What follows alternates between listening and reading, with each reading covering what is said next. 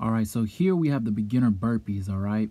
So we're gonna squat down first, slowly, then we're gonna walk out with our hands, okay? Be careful to not let your back dip, okay? So that's gonna make sure that our core is engaged.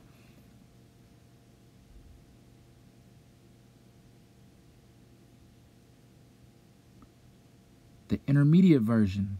All right, so now we're gonna squat down a little bit quicker, okay? And we're gonna kick our feet out. So we're gonna jump out essentially. We wanna make sure that that back is still straight. We don't want it to dip down the lower back. That's very important. And last but definitely not least, we have the table toe touches, all right? These are very advanced, okay? So take your time on this. When you come up, raise your hips up as you come up. See right there, you can see that. So we want to engage our glutes, keep our core tight, and if you can't touch your toe, touch your shin.